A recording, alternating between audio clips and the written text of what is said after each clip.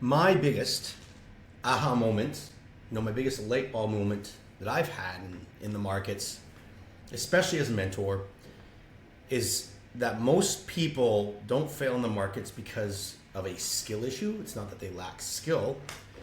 It's because they chase something that they don't need. So what does this mean? Well, it's that constant reaching for more that breaks them.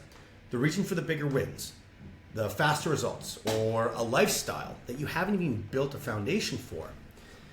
And so when you try to stretch that too far, when you push past the reality of your ability and your strategy, the fall that you inevitably encounter hurts that much more. Not because you are incapable, but because you overreached. Now let's make this clear. There's nothing wrong with wanting more. It's natural. It's normal to prefer wealth over poverty, freedom over limitation, comfort over struggle. It's called preferred indifference. It's never wrong to want the better option. But the danger comes when you become attached to it, when you convince yourself that you will not be okay until you have that thing. And that is when trading stops being about the process and becomes about the obsession. When you need that next trade to work, when you need the account to grow today, when you need to prove something to yourself or others, that need is what destroys your progress. So what's the answer? Shoot for it, but don't let it consume you.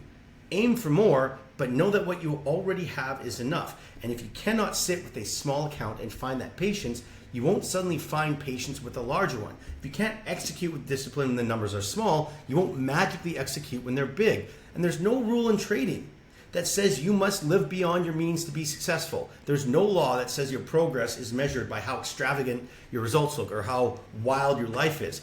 Progress is quiet. It's steady. It's in the compounding. It's in the day-to-day practice of doing the right thing over and over again, even when the outcome feels small or even when you can't feel an outcome. And that is where you actually build real trading strength. A trader who knows they already have enough is the one who can wait, who can stay disciplined, who can let growth happen naturally. But here's the irony.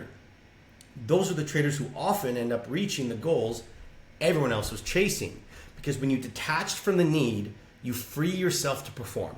You stop being fragile, you stop overreaching, and you start trading with the utmost clarity that nobody else has. And when you trade like that, your life, not even trading, looks different too. You're not glued to the charts, stressed about every candlestick. You're not forcing trades because you're desperate to hit a random arbitrary quota that you set yourself. You wake up completely calm, completely tranquil. You sit down with confidence that you've never felt before, and you only act when your trading rules are met. And some days you don't even trade at all, but that's fine because your identity is no longer tied to the constant need for action. And that's the life that trading can and will give you. It's not a life of chasing, but a life of choosing. And life where you spend more time living than worrying. A life where you can pursue wealth without being enslaved by it.